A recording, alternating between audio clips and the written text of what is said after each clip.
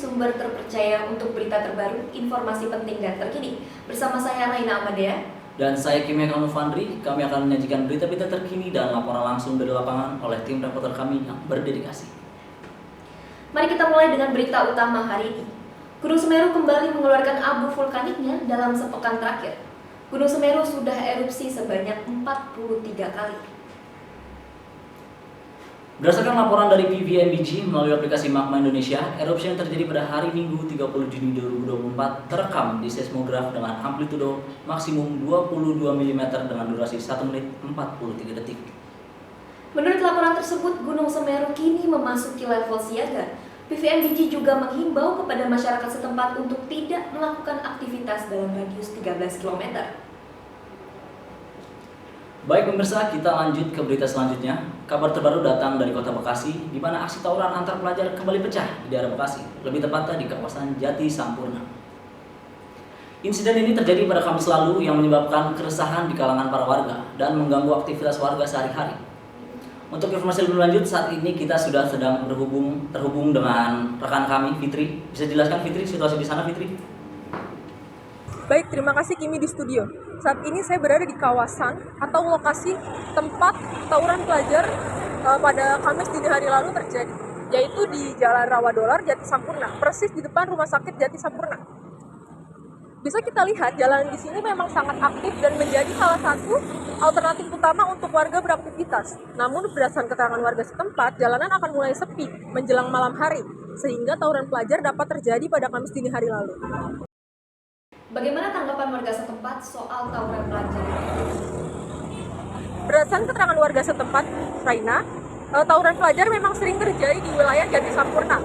Polsek Jati Sampurna sendiri sebelumnya sudah memproses beberapa kasus yang sama. Akan tetapi tawuran pelajar terus saja terjadi sehingga membuat warga sekitar resah dan takut untuk beraktivitas di malam hari. Terima kasih Fitri atas informasinya. Sekarang kita kembali ke studio. Terima kasih Raina di studio. Fitri Agustin, Bekasi, melaporkan. Kita lanjutkan kembali ke berita selanjutnya. Laporan yang masih hangat diperbincangkan dengan mundurnya Mahfud MD dari jabatannya sebagai Menteri Koordinator Bidang Politik, Hukum, dan Keamanan. Berdasarkan salah satu keterangan dari ekonomi, Faisal Basri mengatakan Mahfud MD mundur dari jabatannya di masa kepemimpinan Joko Widodo. Berdasarkan keterangan tersebut, mengatakan pemerintah saat ini semakin melenceng dan tidak amanah. Faisal juga mengatakan langkah Mahfud MD diharapkan diikuti oleh para menteri-menteri lainnya demi masa depan Indonesia. Belakangan ini, Faisal Basri bergabung dengan tim percepatan reformasi hukum bersama Mahfud, serta masuk ke dalam tim Satgas Tindak Pidana Pencucian Uang. Tindakan ini dilakukan untuk memperbaiki kembali tatanan pemerintah lebih baik dan tidak melenceng untuk masa depan Indonesia dan untuk menjadi calon wakil presiden 2024. Selanjutnya kita akan ke informasi seputar lalu lintas. Ibu kota Jakarta mengalami kemacetan saat jam pulang kerja, salah satunya di jalan daerah Sudirman. Saat ini kita sudah terhubung dengan rekan kami, Ilham. Mungkin bisa dijelaskan bagaimana kondisi lebih lengkapnya. Selamat sore pemirsa, saya saat ini sedang berada di Jalan Sudirman. Jalan Sudirman saat ini sedang mengalami kemacetan yang sangat parah. Bisa dilihat dari belakang saya, mobil dan motor sangat macet dan tidak bisa bergerak. Hal ini dikarenakan oleh jam sibuk pulang kerja. Sekian dari saya, Muhammad Ilham, balik studio.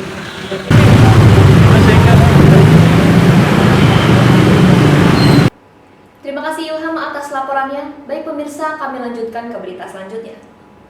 Kabar terbaru kini hadir dari Kabupaten Bogor, di mana sedang ada perbaikan jalan raya di daerah Cilengsi, Kabupaten Bogor, Jawa Barat.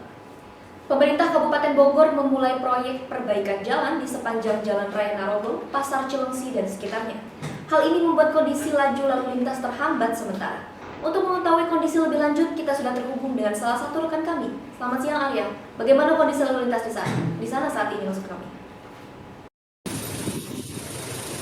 Selamat siang Dea dan Kimi. Di sini saya sudah berada di tempat pembangunan jalan yang berada di Jalan Raya Narogong, tepatnya di depan Pasar Cilengsi. Agenda pembangunan jalan ini diadakan oleh Kabupaten Bogor yang untuk meningkatkan infrastruktur dan kesejahteraan masyarakat. Terlihat kondisi saat ini sangat padat merayap. Di sini di samping saya sudah banyak sekali truk-truk yang akan jalan menuju ke arah Cilengsi. Dan juga di sini diadakan one way atau bergantinya jalan agar bisa lancar dengan orang yang sedang berjalan dari Cilengsi ke arah Kelapa Nunggal dan sebaliknya. Dan tentu hal ini sangat amat meresahkan bagi warga. Bagaimana tanggapan warga yang akan saya wawancarai nanti. Di sini saya sudah dengan Bapak siapa, Pak? Dengan Pak Hari.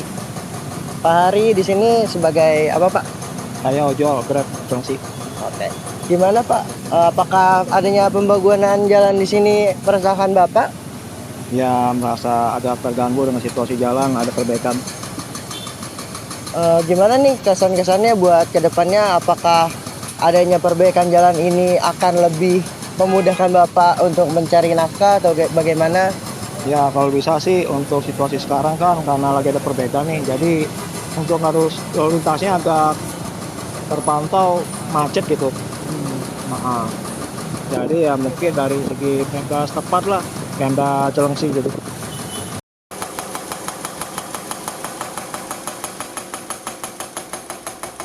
Baik, untuk tahu banyak lagi saya sudah bersama dengan siapa, Pak? Pak Wawan. Pak Wawan. Perbaikan jalan ini dari kapan hingga kapan ya, Pak? Informasi yang didapat untuk perbaikan dan perawatan jalan antara Bekasi sampai Bogor, khusus jalur perlintasan Cilengsi, Citerep dan Cibinong itu baru mulai berjalan selama 5 hari. Rencana yang didapat itu paling cepat 6 bulan, paling lambat, maksudnya paling lambat 6 bulan, paling cepat 4 bulan. Gitu. Oh, baik, Pak. Ini apakah ada hambatannya di dalam proyek ini, Pak? Hambatannya selama ini yang kita pantau alhamdulillah nggak ada, cuman biasa untuk jalur ini kita pakai sistem buka tutup. Oke, baik, itu informasi yang akan ada. Terima kasih. Terima kasih ya, Pak. Oke, tiap sama-sama, sukses. Sekian informasi dari saya siang hari ini. Jika masyarakat atau pengguna jalan ingin melewati jalan ini, jika Anda tidak ingin terlibat dalam kemacetan, silakan mencari jalan alternatif lain. Sekian dari saya, Arya Aldika, kembali ke studio. Terima kasih Arya atas informasinya. Baik pemirsa, sebelum melanjutkan ke segmen berikutnya, untuk informasi lebih lanjut dan perkembangan terbaru, tetap bersama kami.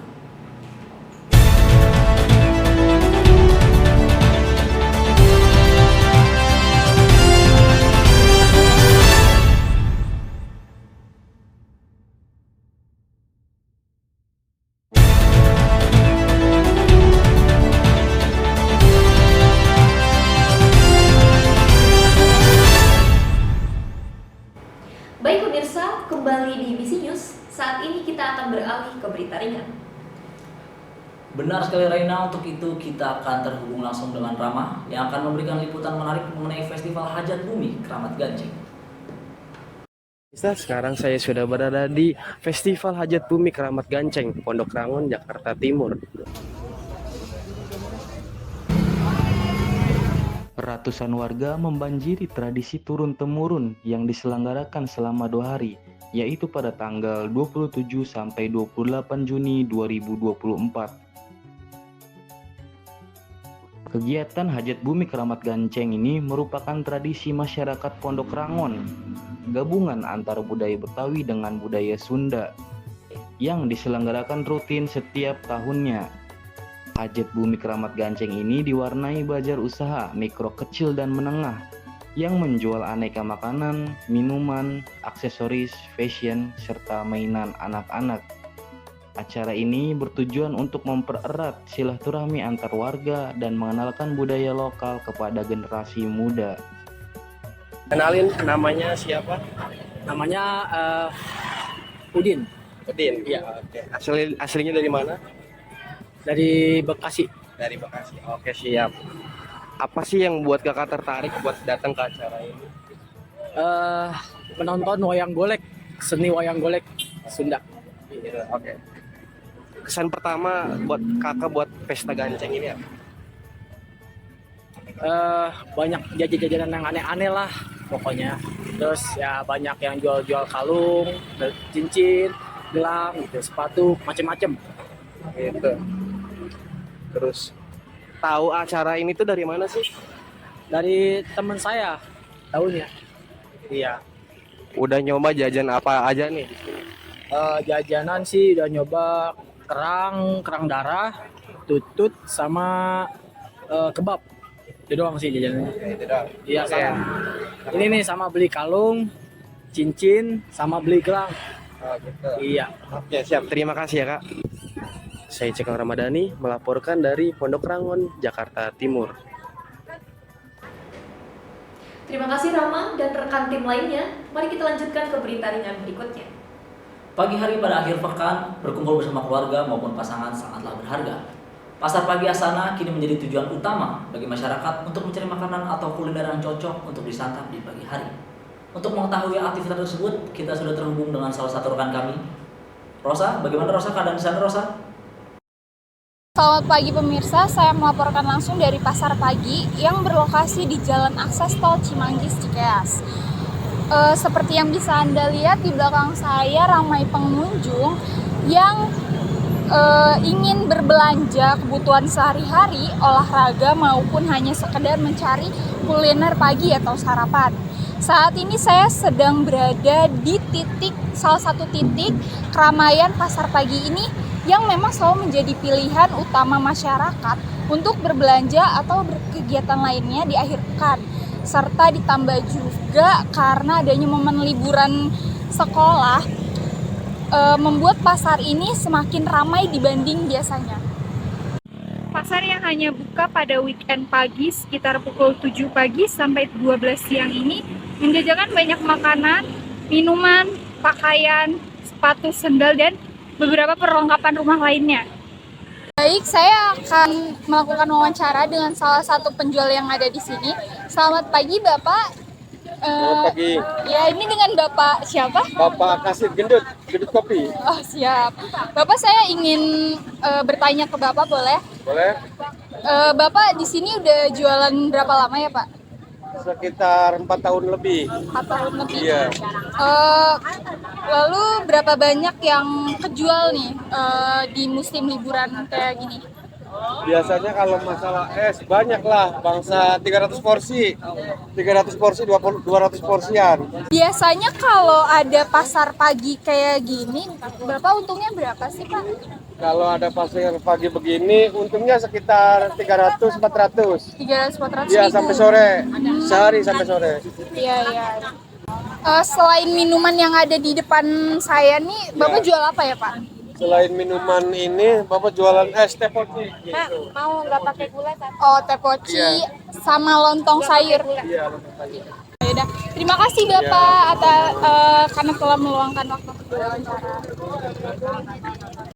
Demikian laporan langsung dari saya dari Pasar Pagi Cikeas. Kembali ke studio. Terima kasih Rota. Maksud kami Rosa atas informasinya. Kondisinya sangat ramai sekali ya di sana. Betul sekali, saya jadi pengen kesana juga rasanya. Baik pemirsa, kita akan lanjut ke berita ringan berikutnya. Pemirsa, di akhir pekan ini Mall Living World Kota Wisata Cibubur sedang mengadakan kompetisi balap Tamiya. Kompetisi balap Tamiya ini diperbolehkan untuk umum, baik itu untuk anak-anak maupun orang dewasa. Untuk informasi lebih lanjut, kita sudah terhubung dengan rekan kita Fernando. Selamat siang Fernando, seperti apa suasana di sana, bisa dijelaskan? Baik pemirsa, saat ini saya sudah berada di Mall Living World Kota Wisata Cibubur yang dimana sedang menyediakan acara yang sudah diadakan sejak tanggal 1 Juni 2024. Mall Living World Kota Wisata saat sedang mengeluarkan sebuah acara perlombaan yang menarik bagi pengunjung. Salah satu lomba tersebut adalah kompetisi balap Tamiya yang bisa diikuti segala umur, baik itu anak-anak hingga dewasa. Kompetisi balap Tamiya ini diadakan pada lantai 3 Mall Living World Kota Wisata Cibubur yang diadakan pada hari Minggu 30 Juni 2024 pukul 10 pagi hingga acara lomba tersebut selesai. Lomba ini menyediakan hadiah yang cukup fantastis dengan total hadiah sebesar 2 juta rupiah. Jadi saya sedang berada sini bersama salah satu peserta balap Tamiya. Baik, selamat pagi Kak. Boleh nanya atas nama siapa ya? Eja. Menurut Kakak gimana nih kompetisi balap Tamiya ini, bagus nggak? Bagus sih, nggak cuma cukup bagus, jadi juga memotivasi orang yang punya hobi untuk mengoleksi mobil Tamiya. Dia juga bisa mengikuti perlombaan dan lain-lain. Menurut Kakak bagaimana suasana pada balap Tamiya ini? Lumayan ramai ya, jadi orang-orang juga pada nonton, terus yang ikut perlombaan juga lumayan banyak, jadi lumayan cukup seru hari ini. Kalau boleh tahu, dari mana mengetahui event ini diselenggarakan di mall ini? Kakak dari mana? Tahunya dari Instagram. Baik, terima kasih atas informasinya Kak. Baiklah pemirsa, dari informasi yang kita dapat bahwa Living World Kota Wisata sedang mengadakan acara kompetisi balap Tamiya bagi pemirsa yang berminat atau memiliki hobi bisa langsung datang ke tempat lokasi. Untuk harga tiketnya sendiri tergolong murah, hanya Rp100 untuk tiket masuk. Sekian dari saya laporkan, saya Mimbar Fernando, kembali ke studio. Terima kasih Fernando atas informasinya. Dengan liputan tersebut, bagi penonton bisa menyaksikan langsung kompetisi balap Tamiya yang diadakan di Mall Living World Kota Wisata. Kami lanjutkan ke berita ringan lainnya. Di tengah teriknya matahari, sangat cocok untuk melakukan aktivitas berendam di kolam renang. Salah satu tempat yang cocok untuk melakukan hal tersebut adalah di Sport Center Puri Gading yang menyediakan kolam renang untuk umum dengan fasilitas yang nyaman untuk Anda. Selamat siang, salam sehat buat kita semua.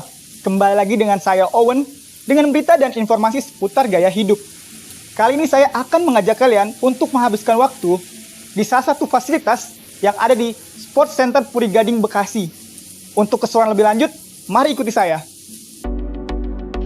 Kolam renang Sport Center Puri Gading Bekasi menjadi daya tarik utama bagi pengunjung dari berbagai kalangan. Dengan desain modern dan perawatan yang teratur, kolam renang ini tidak hanya memberikan kesempatan untuk berolahraga, tetapi juga menawarkan momen rekreasi yang sangat dinantikan. Nah, buat kalian yang bingung mencari tempat yang asik dan menyenangkan, kalian bisa datang loh ke Puri Gading Sport Center yang ada di Bekasi. Kalian bisa menikmati fasilitas kolam renang yang ada di sini. Tidak lupa harganya hanya 20 ribuan saja untuk tiket masuk per harinya. Berikut berita yang saya informasikan tentang gaya hidup. Sekian yang bisa saya informasikan, saya kembalikan ke studio. Terima kasih Owen atas informasi yang bermanfaat. Itu tadi adalah berita laporan spesial kami hari ini. Terima kasih telah menyaksikan BC News. Saya Raina Ahmadi Arifin. Saya Kim Eka Novandri, pamit undur diri dan sampai jumpa.